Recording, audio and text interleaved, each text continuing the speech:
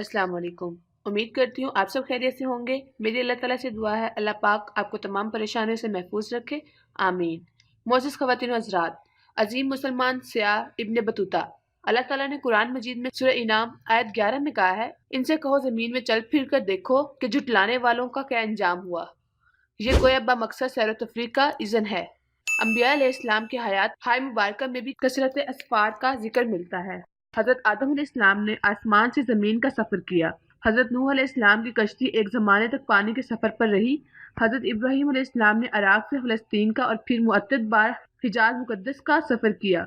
हज़रत मूसा अलैहिस्सलाम के सफ़र के तज़किरे तो कुरान मजीद ने भी तफ़सील से बयान किए हैं और ख़ातिमुल अंबिया मौसूल इंसानियत सल्लल्लाहु अलैहि वसल्लम की सीरत तैयबा के हालात हिजरत व ग़ज़ावत के अनवान से मुतअद्दिद असफ़ार बाबरकत से भरी पड़ी हैं। और फिर कुल आसमानी कुतब का अकीदा आखिरत भी एक लिहाज से इस दुनिया से उस दुनिया का सफ़र आखिरी है जो हर नफ्स पर लाजिम है। हर जिंदा कौम जो दुनिया में अपना वजूद कायम रखना चाहती है वह दुनिया के हालात से आगाही चाहती है। सियाहत जिंदा कौमों के जिंदा अफराद का हमेशा से वतीरा रहा है।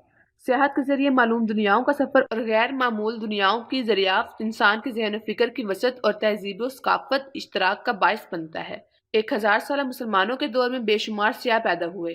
उस जमाने में हसूल तालीम में सियाहत एक तरह से सरहद का दर्जा रखती थी। इब्न बतूता नाम का मुसलमानों का अजीम सियाह गुजरा है। इनका पूरा नाम अब्दुल्ला बिन इब्न अब्दुल्ला मारूफ इब्न बतूता है। वो 13 फरवरी 1304 को मराकश के एक छोटे शहर नागीर में पैदा हुए। कुरान वस्ता के आलमी तारीखी शोहरत के हामिल सियाह थे। इन्होंने एक माया ना सफरनामा रहाला भी तसनीफ किया। इस किताब में 75,000 मील तवील सफर की रवादात नकल की है। ये सफर काफिलों की शक्ल में और कभी कभी तनहा भी करते रहे। इस दौरान इन्होंने कुल इस्लामी ममालिक देखे और स्मार्टा और चीन के कुछ इलाकों में भी सियाहत के गर्ज से गए। इब्न बतूता एक इल्मी घराने के चश्मो चराग थे। इनका सारा खानदान महकमा कज़ा से मुतल्लिक था। मकामी इलाके के काजियों की अक्सरियत इब्न बतूता के खानदान से ताल्लुक़ रखती थी। इन्होंने भी अपने बचपन और आगाज़ शबाब में इस्लामी फ़क़ह और क़ज़ा की तालीम हासिल की। 1325 में जब इनकी उम्र 21 बरस की थी तो फ़रीज़ा हज की अदायगी से इन्होंने अपनी सेहत का आगाज़ किया। इस दौरान इन्होंने मिस्र, शाम और हिजाज के मुतअद्दिद शाफिल मसलिक मुकत्तिब फ़िक्र से मुतल्लिक जैद उलमा के दुरूस में शरीक हुए। इस तलीमी काविश के बाइस इल्म फ़िक़्ह और क़ज़ा में इन्हें यह तौली हासिल हुआ और वो किसी भी अदालत में मनसब क़ज़ा के अहम मकाम पर बैठने के काबिल हो गए। मनसब क़ज़ा के लिए इन्होंने मिस्र का इंतखाब किया। वहाँ पहुंचे लेकिन सैलानी तबीयत सैर सफ़र पर आमादा पाया और तलब इल्म तजारत को हसूल मकसद का जरिया बनाते हुए मुल्क मुल्क के सफ़र पर चल निकले और असूली तौर पर यह तय कर लिया कि एक रास्ते से दोबारा नहीं गुजरेंगे। इस सफ़र के दौरान वो बादशाहों से, गवर्नरों से, सुल्तानों से और हुक्मरानों से मिलते रहे। इनके तवील असफ़ार की दास्तानियाँ इस हुक्मरान तबके के लोगों के लिए दिलचस्पी से खाली नहीं हुआ करती थीं।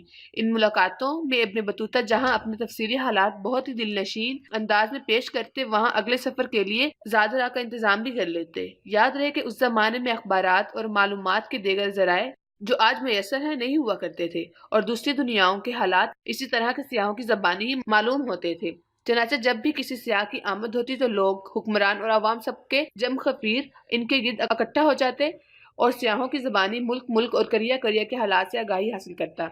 एक तवील अरसे तक वो अफ्रीका, सहराए अरब और वस्ती एशियाई इलाकों में सियाहत करते रहे। इस दौरान इन्होंने रेगिस्तानी और दरिया व समंदरी हर तरह के रास्ते तय किए। इनकी तहरीरों के मुताबिक वो सहराए गोबी से उठने वाले तूफान देखे, चंगेजी सरदारों से भी मिले, 3 साल तक हिजाज में भी क़याम किया, लेकिन एक बार फिर सैलानियत गालिब आ गई। अब की बार इन्होंने सुना कि दिल्ली में मोहम्मद बिन तुगलक नामी हुक्मरान बरसर इक़्तिदार है। इस बादशाह की इल्म, दोस्ती और उलमा नवाजी बहुत मशहूर थी।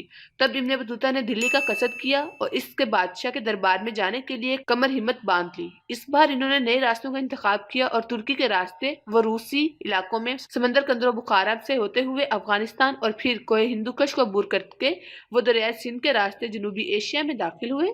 जब वो सरजमीन हिंद में दाखिल हो रहे थे तो खुद इनके मुताबिक ये 12 सितंबर 1333 की तारीख थी। एक अंदाजे के मुताबिक इन्होंने इतना तवील सफर 1 साल की मुख्तसर मुद्दत में तय कर लिया था।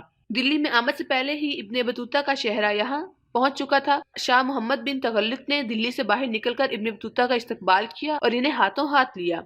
बहुत से तहाइफ व हदिया पेश किए गए। बादशाह ने इब्न बतूता की फजीलत अलमी के बायस इन्हें दिल्ली के मुनसब कज़ा पेश किया, जिस पर सालों तक इब्न बतूता अपने फ़राइज़ मनसब भी अदा करते रहे। شاہ محمد بن تغلق اپنے مزاج میں بیک وقت بہت رحم دل اور بہت ظالم بھی تھے۔ دشمنوں کو معاف کر دینا اور دوستوں کو سولی پر لٹکا دینا اس کے ہاتھوں سے رونما ہوتا تھا۔ ابن بطوطہ اس فطرت سے بہت خائف رہتے۔ ایک بار جب بادشاہ نے ابن بطوطہ کو مملکت چین کی طرف اپنا سفیر بنا کر بھیجا تو راستے میں ڈاکوں نے ان کے قافلے کو آن گھیرا۔ جان تو بچ گئی لیکن سرکاری تحائف لوٹ مار کی نظر ہو گئے۔ ابن بطوطہ سلطان کے خوف سے جزائر مالدیو سے ہار گئے اور وہاں 2 سال تک روپوش رہے۔ تاہم اس دوران بھی قضا کا منصب ان کی تشتری میں موجود رہا۔ مالدیپ، بنگال اور آسام کی سیاحت اور اس کے حالات بھی انہوں نے اپنی کتاب میں تفصیل سے لکھے۔ ان ملکوں وہ سیاست میں بھی دخیل رہے، شاہی خاندان میں شادی بھی کی اور جنگوں میں بھی حصہ لیتے رہے۔ ایک عرصے کے بعد سفیر چین کا شوق انہیں چڑھا۔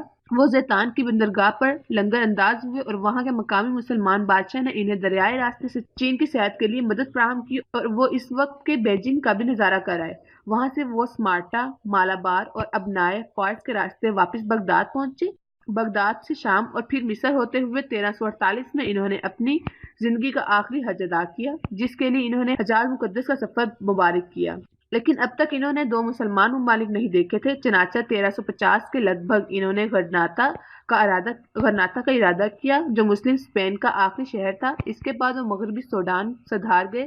اس دوران انہوں نے 1 سال کا عرصہ افریقہ کے ملک مالی میں گزارا۔ ان کی تحریریں اس زمانے کے افریقی حالات کا سب سے بڑا مستند ذریعہ ہے۔